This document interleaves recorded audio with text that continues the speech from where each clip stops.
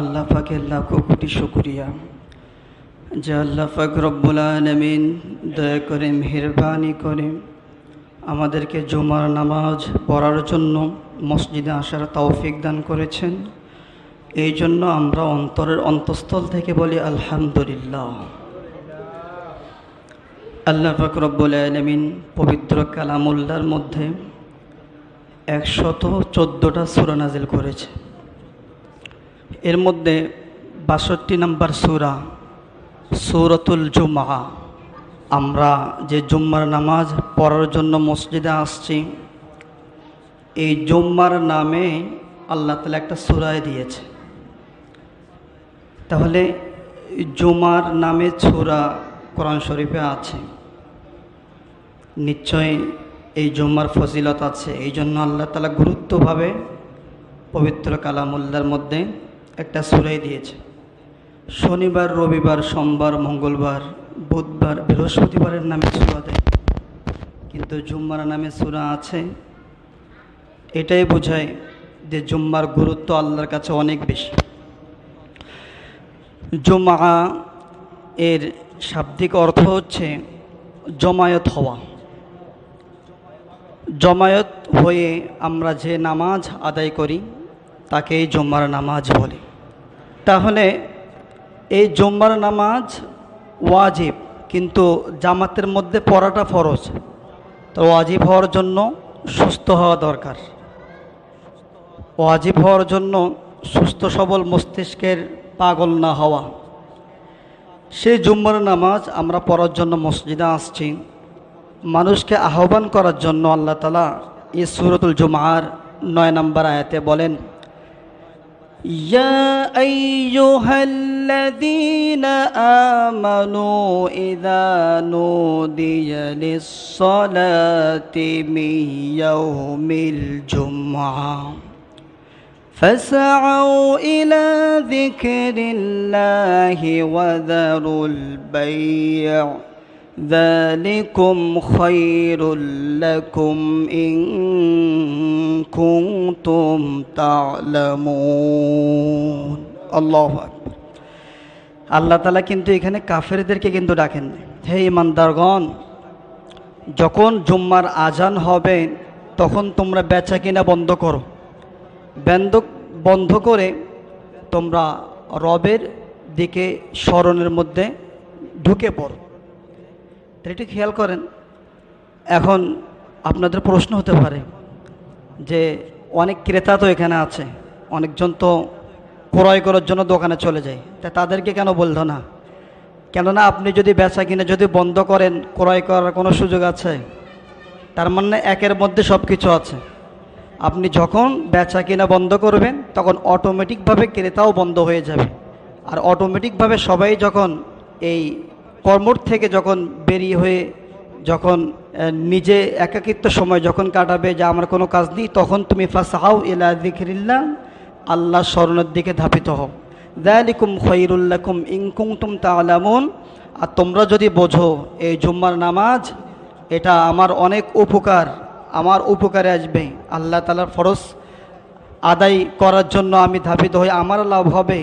In কুনতুম তা'লামুন, তুমি যদি জানো তাহলে তোমার জন্য এটাই মঙ্গল হবে।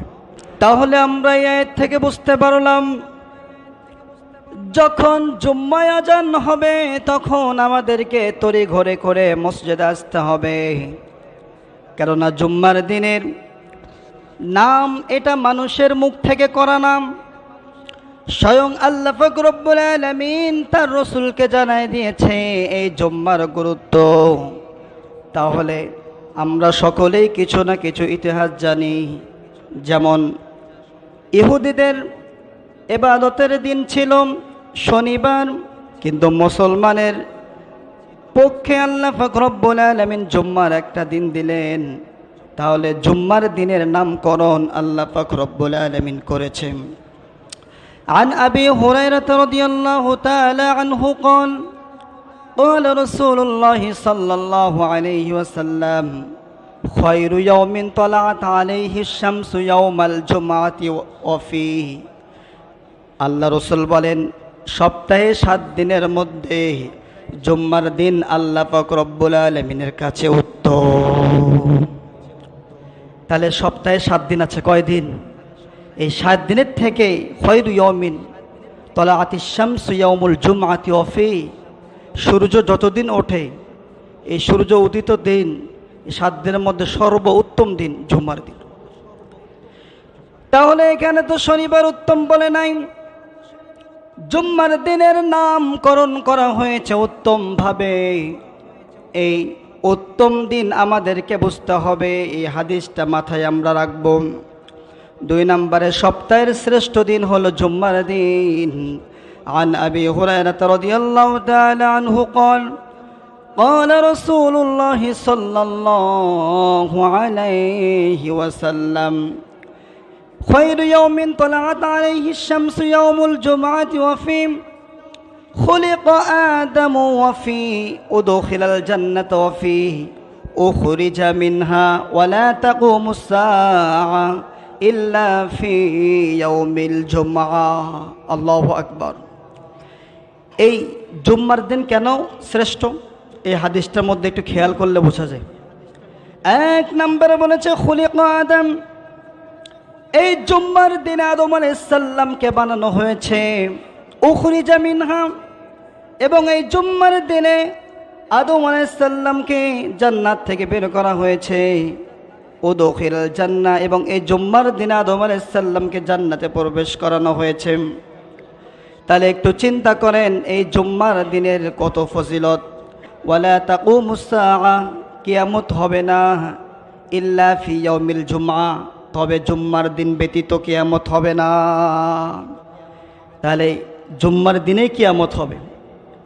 এই জুম্মার দিনে আদম আলাইহিস সালামকে জান্নাত থেকে বের করা হয়েছে, আবার জান্নাতে প্রবেশ করানো হবে। এবং হযরত হাওয়া আলাইহিস সালাম তার স্ত্রীর সাথে মিলন হয়েছিল এই জুম্মার দিনে।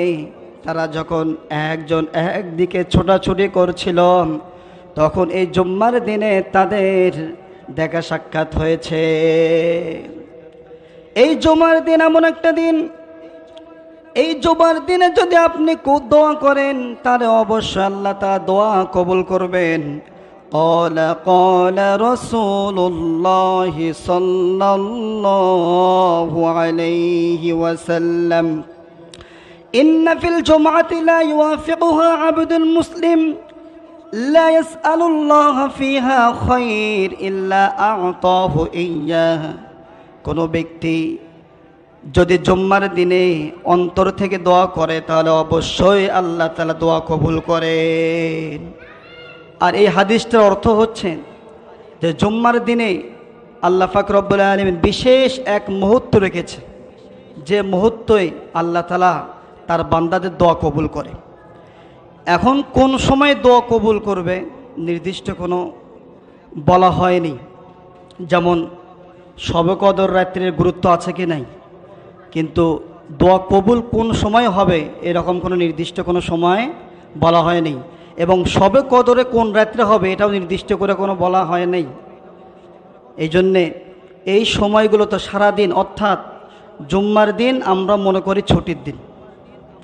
জুম্মার দিন আমরা মনে করি ছুটির দিন।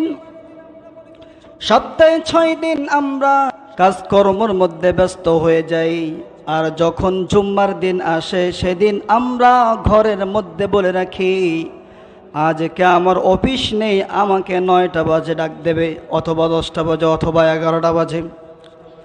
তুমি যে মুসলমান হয়ে এই কথাটা বললা, এই কথাটা কি হলো? আল্লাহ রসুল বলেন জুম্মার দিনে অনেক সুন্নত আছে, তার মধ্যে একটি সুন্নত হলো ভোর সকালে আগে আগে উঠে যাওয়া। আগে আগে উঠে গিয়ে আপনি কি জিম করার জন্য চলে যাবেন এই কথা বলা হয়েছে। আগে আগে উঠে গিয়ে 4 দোকানে গিবত করবেন এটা বলেছে। আগে আগে আল্লাহ রসুল উঠে ফজরের নামাজ পড়ার জন্য বলেছে।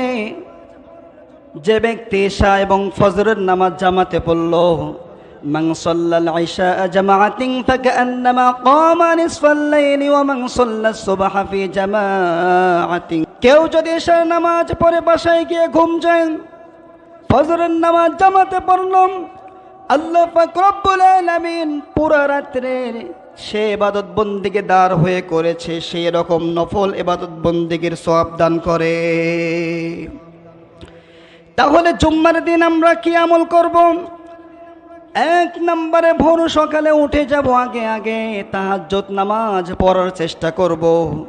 কেননা কোনো একটা দিন শুরু হয় সন্ধ্যার পর থেকে, আরবি মাস হিসাব করলে আমরা তো দুনিয়ার হিসাব জানি, রাত্রে 12টার পরেই আমরা দিন মনে করি। অবশ্যই মনে করবেন এটাই ঠিক দুনিয়ার নিয়ম, কিন্তু আরবির হিসাব যদি আপনি করেন সন্ধ্যার পরে জুম্মার দিন বলে ধরা হবে। আজকের জুম্মার দিন কতক্ষণ পর্যন্ত থাকবে? সূর্যাস্ত পর্যন্ত। সূর্য যখন ডুবে যাবে তখন আর জুম্মার দিন ধরা হবে না। তাহলে মুসলমানের এই জিনিসটাও অনেকের জানা নাই যে জুম্মার দিন হুজুররা বলে জুম্মার দিন কখন থেকে শুরু হয় আর কখন শেষ হয়, এটাও অনেক মুসলমান জানে না। কথা বলেন ঠিক কিনা? এই জন্য এই বিষয়টাও জানা দরকার। কথা সামনে চলে আসবে, কেন মনে রাখা দরকার? এটা সামনে যখন আসবে তখন বলবো। কিন্তু এক নাম্বার যে বিষয়টা আমি বলছি, মুসলমান যদি দাবি করি আল্লাহ রসুলের সুন্নাত, জুম্মার দিন আগে আগে ঘুম থেকে উঠে যেতে হবে, শেষ রাতে তাহাজ্জুদ নামাজ পড়তে হবে। তাহাজ্জুদ যদি পড়তে না পারেন, ফজরের নামাজ জামাতে পড়ে সূর্য উদিত পর্যন্ত আপনি ওই জায়গায় বসে থাকেন। হযরত আনাস রাদিয়াল্লাহু তাআলা আনহু থেকে বর্ণিত, আল্লাহ রাসূল বলেন, কোন ব্যক্তি যদি ফজরের নামাজ পড়ে ওই জায়গার মধ্যে জিকির আজগার করবে, কোরআন তেলাওয়াত করবে, যখন উদিত হয়ে যায় 2 রাকাত যদি ইশরাকের নামাজ অথবা 4 রাকাত নামাজ যদি পড়ে নেয়, আল্লাহ রাসূল বলেন তাম্মাতিন তাম্মাতিন তাম্মা। আল্লাহ রাসূল বলেন 3 বার তাম্মাতিন, সে একটা পরিপূর্ণ কবুল হজ এবং উমরার সওয়াব পেয়ে গেল। সে একটা কবুল হজ এবং উমরার সওয়াব পেয়ে গেল। সে একটা কবুল হজ এবং উমরার সওয়াব পেয়ে গেল। এখন আপনাদেরকে প্রশ্ন করি, আল্লাহ রসুল 3 বার বলেছে তাম্মাতিন তাম্মাতিন তাম্মা, নিশ্চয়ই এই সওয়াবের অধিকারী সে হবে। এই জন্য আল্লাহ রসুল তাগিদ দিয়েছে। চিটিং উম্মতদের জন্য আল্লাহ রসুল 3 বার বলেছে, তাগিদ দিয়েছেন। যখন একবার কেউ কাউকে কোনো কথা বলে ওই ব্যক্তি বিশ্বাস নাও করতে পারে, যখন ওই কথাটা 2 বার বলে, ভাই অবশ্যই তোমাকে যেতে হবে, অবশ্যই যেতে হবে, যখন 2 বার অবশ্যই অবশ্যই বলার কারণে ওই ব্যক্তি বুঝতে পারে না এটা অবশ্যই আমাকে যেতে হবে, তাগিদ দিয়েছে।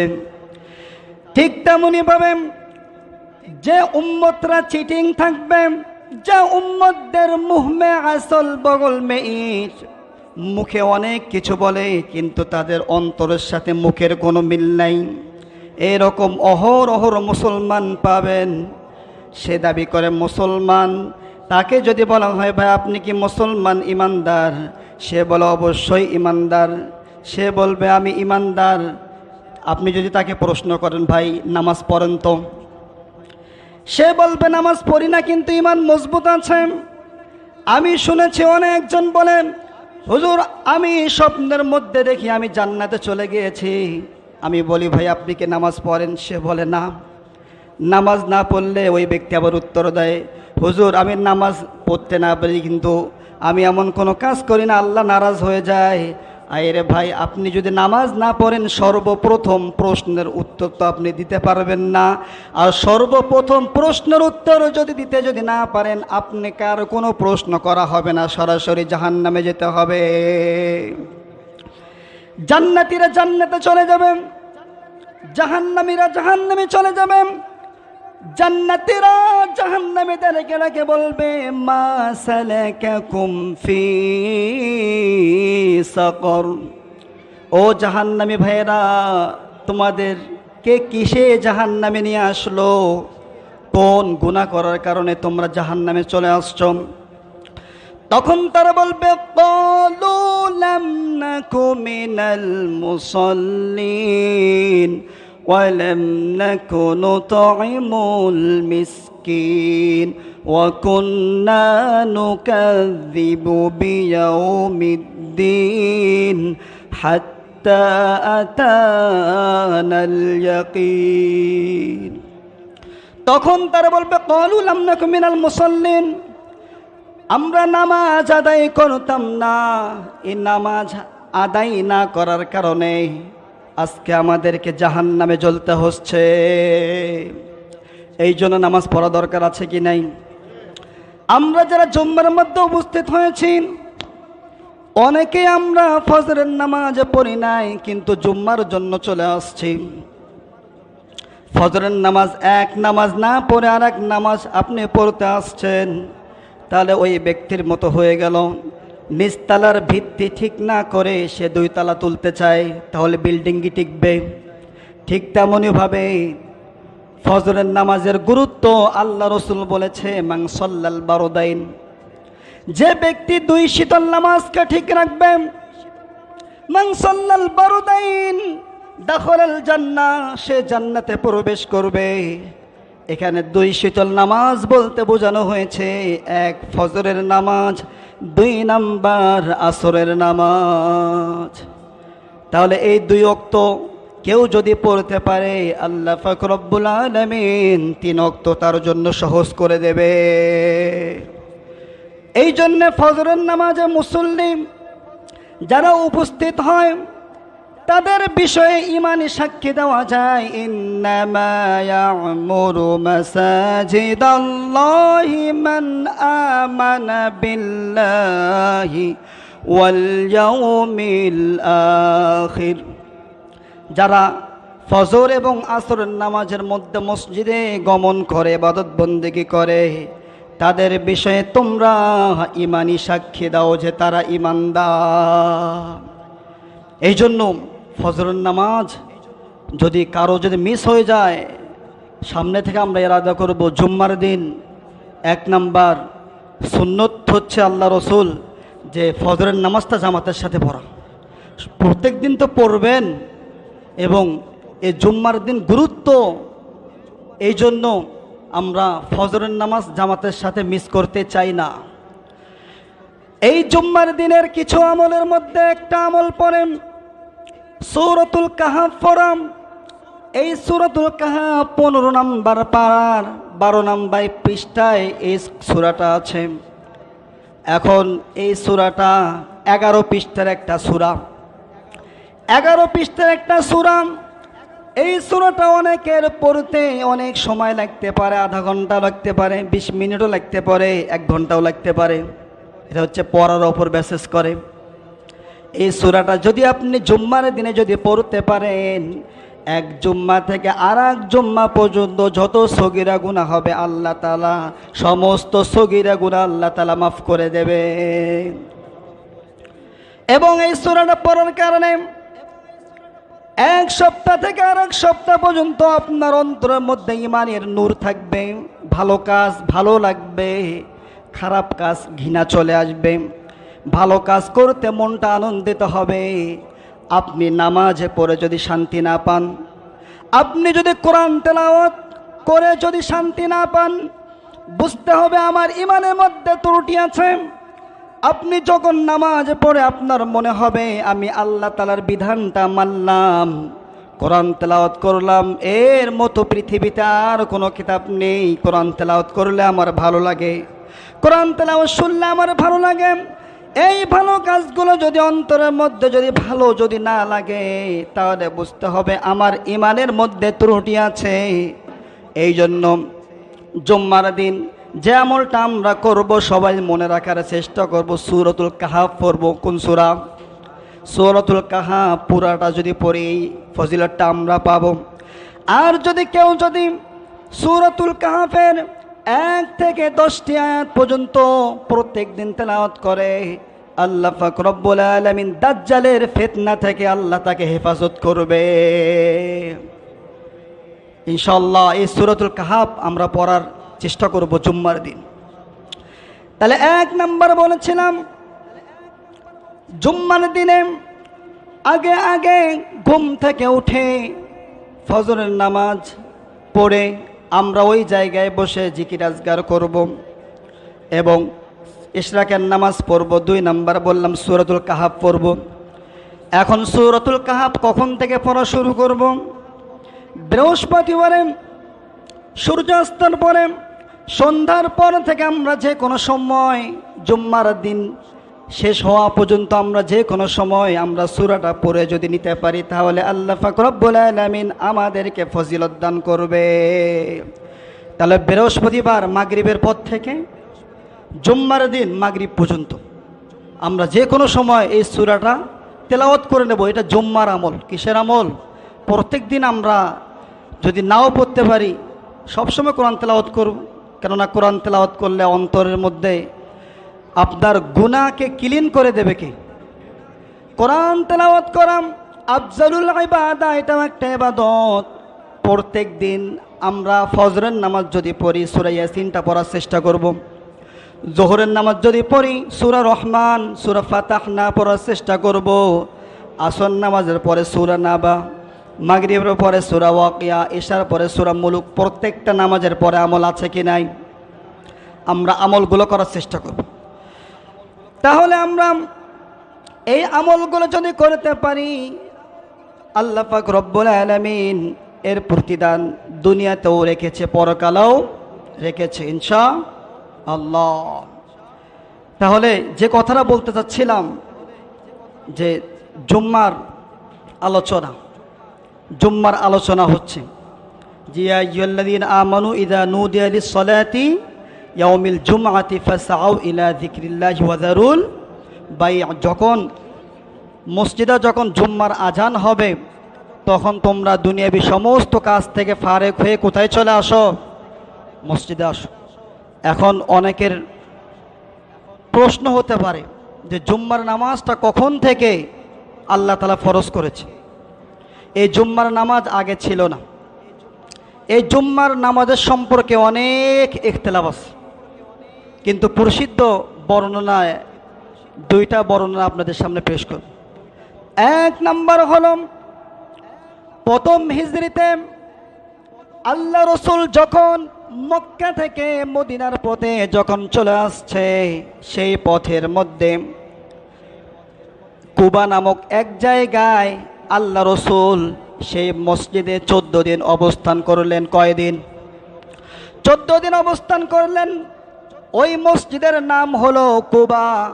কুবার মধ্যে 14 দিন অবস্থান করে সেই জায়গা থেকে আধা কিলোমিটার পরে বনু সালেম একটা গোত্রের মধ্যে আল্লাহ রসুল অবস্থান করলেন। এই বনু সালেম ওই জায়গার মধ্যে আল্লাহ রসুল অবস্থান যেদিন করেছেন সেদিন ছিল জুম্মার দিন। এই জুম্মার দিনে বনু সালেম গোত্রের লোকদেরকে নিয়ে আল্লাহ রসুল ওই জায়গায় মসজিদুল জুমআ আদায় করলেন। তাহলে ওই জায়গায় সর্বপ্রথম আল্লাহ রসুল এই জুম্মার নামাজ আদায় করলেন। আরেকটা বর্ণনা আছে, আল্লামা ইবনে শিরিন রাদিয়াল্লাহু তাআলা আনহু থেকে বর্ণিত, আল্লাহ রসুল মদিনায় যাওয়ার পূর্বে মদিনার সাহাবায়ে কেরামদেরকে নিয়ে হযরত আসাদ বিন জুরারা রাদিয়াল্লাহু তাআলা আনহুর কাছে চলে গেলেন। যাওয়ার পরে আসাদ বিন জুরারা রাদিয়াল্লাহু তাআলা আনহুর কাছে পরামর্শ নিলেন যে আমরা শুনেছি ইহুদিদের জন্য শনিবার ইবাদতের দিন ছিল, রবিবার খ্রিস্টানদের জন্য ছিল। আমরাও একটা দিনে আল্লাহ তাআলার ইবাদত বন্দেগী করতে চাই, আমরা পরামর্শ করে একটা দিন নির্ধারণ করি। আসাদ বিন জুরারা রাদিয়াল্লাহু তাআলা আনহু সবাইকে নিয়ে পরামর্শ করে যে দিনটা নির্ধারণ করলেন সেই দিনটা হচ্ছে জুমার দিন, এবং ওই জুম্মার দিনে নির্ধারণ করে তারা সবাই মিলে জুম্মার নামাজ পড়েছে। তাহলে এই দুইটা বর্ণনা প্রসিদ্ধ সহিহ হাদিসে বর্ণিত হয়েছে। আর অনেক ইতিহাস আছে, কিন্তু আমরা মুসলমান হিসেবে এতটুকু জানলাম আল্লাহ রসুল থেকে জুম্মার নামাজটা হয়ে আসছে। অনেকজন আমরা জানি না জুম্মার নামাজ যদি আমার কাছ থেকে যদি চলে যায় তাহলে আমার করণীয় কাজটা কি, অনেকজন জানে না। জুম্মার নামাজ যদি আপনার কাছ থেকে ছুটে যায় তাহলে আপনি আর জুম্মার নামাজ পড়বেন না, আপনি জোহরের নামাজ পড়বেন। কিসের নামাজ? জোহরের নামাজ। জুম্মার নামাজ জামাতের সাথে পড়া ফরজ। জুম্মার নামাজ যদি আপনার কাছ থেকে ছুটে যায় তাহলে আপনি আর জুম্মার নামাজ পড়বেন না, তখন জোহরের নামাজ পড়তে হবে, জোহরের নিয়ত করতে হবে, জুম্মার নিয়ত করা যাবে না। তো এই জন্যে জুম্মার নামাজের ফজিলত আছে কি নাই? হযরত আবু হুরায়রা রাদিয়াল্লাহু তাআলা আনহু থেকে বর্ণিত, রাসূল করিম সাল্লাল্লাহু আলাইহি ওয়াসাল্লাম বলেন, জুম্মার দিনে যে ব্যক্তি সর্বপ্রথম মসজিদে প্রবেশ করবে আল্লাহ পাক রব্বুল আলামিন তাকে একটা উট কুরবানি করার সওয়াব দান করবে। আর কি হতে পারে? উট জীবনে কুরবানি করতে পারবেন? সম্ভব তো না। এই উট কুরবানি করার সওয়াব আল্লাহ তাআলা দান করবে। আর যারাও উট কুরবানি করতে পারবেন তারা কি প্রতি জুম্মায় কি করা সম্ভব? কিন্তু আপনি যদি একটু খেয়াল করেন, জুম্মার দিনে যদি সবার আগে যদি মসজিদে আসতে পারেন তাহলে আপনি এই সওয়াবটা পেয়ে যাবেন। অনেকের প্রশ্ন হতে পারেন, জুম্মার দিনে যে প্রথম প্রবেশ করবে সে উট পাবে, দ্বিতীয়তে প্রবেশ করলে মনে হয় সে উট পাবে না। বিষয়টা এরকম না। জুম্মার দিনে যে ব্যক্তি আজানের সাথে সাথে প্রবেশ করবে, একসাথে যদি 100 জন যদি প্রবেশ করে, একসাথে যদি 1000 জন প্রবেশ করে, একসাথে যদি 50,000 লোক প্রবেশ করেন, আল্লাহ পাক রব্বুল আলামিন সবাইকে উট কুরবানি করার সওয়াব দান করবে।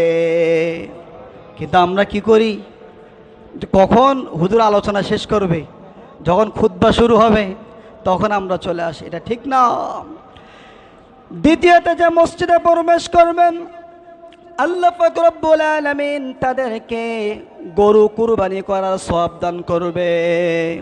তৃতীয়তে যে প্রবেশ করবে আল্লাহ পাক রব্বুল আলামিন তাদেরকে ছাগল কুরবানি করার সওয়াব দান করবে। চতুর্থে যারা প্রবেশ করবে মুরগি আল্লাহ রাস্তায় দান করলে, সদকা করলে যেমন সওয়াব হয় আল্লাহ তাআলা তাদের আমলে সেই রকম সওয়াব দান করবে। পঞ্চমে যারা প্রবেশ করবে ডিম সদকা করলে যেমন সওয়াব হবে আল্লাহ পাক রব্বুল আলামিন তাদের আমলনামায় সওয়াব দান করবে। তাহলে মসজিদে তাড়াতাড়ি আসা দরকার আছে কি না? ইদা খরাজা আল ইমামু ফালা সালাতান ওয়ালা কালাম। যখন মসজিদে যখন ইমাম সাহেব খুতবার জন্য দাঁড়িয়ে যাবে তখন কোনো নামাজ নেই এবং কোনো কথা নেই। আমরা কিন্তু এগুলোর সাথে জড়িত, কিন্তু এগুলোর সাথে জড়িত হলে পরে আমাদের আমল নষ্ট করে দেবে কে? আল্লাহ তাআলা আমাদের আমল নষ্ট করে দেবে। আল্লাহ রাসূল বলেন, যে ব্যক্তি খুতবার সময় কথা বলবেন ওই ব্যক্তির জুম্মার নামাজের সওয়াব তো পাবে না এবং ওই ব্যক্তিকে গাধার সমতুল্য বলেছে। কিসের সমতুল্য? গাধা। মান তাকাল্লামা ইয়াউমাল জুমআতি ওয়াল ইমামু ইয়াখতুবু ফাহুয়া কামাসালিল হিমারু ইয়াহমিলু আসফার ওয়াল্লাযী ইয়াকুলু লাহু আনসিত লাইসা লাহু জুমআ। তাহলে যে ব্যক্তি জুমার সময় খুতবার সময় কথা বলবে, 1 নম্বরে তাকে গাধা বলেছে, আর 1 নম্বর তার আমল আল্লাহ তাআলা ওই দিনের জুম্মার নামাজের সওয়াব সে পাবে না। গাধার মতো কেন বলেছে? আল্লাহ রাসূল বলেছে, তোমরা খুতবা মনোযোগ দিয়ে শোনো, খুতবার সময় কথা বলা হারাম, কিন্তু আপনি আপনার মন গড়া চলছেন। এই মন গড়া চলার কারণে গাধা আর আপনার মধ্যে কোনো ভেদাভেদ নেই। গাধাও যেমন আপনিও তেমন, আপনিও জেনেছেন মানেন নাই। কথা বলেন ঠিক কিনা? এই জন্যে আমরা এই কাজ থেকে আমাদেরকে বের হয়ে আসতে হবে। আন মুআয ইবনে আব্বাস রাদিয়াল্লাহু তাআলা আনহু, মান তাখাত্তা রিকাবান নাস ইয়াউমাল জুমআ উত্তাখিযা জিসরান ইলা জাহান্নাম। জুম্মার দিনে আমরা এই ভুল কাজটা বেশি করি।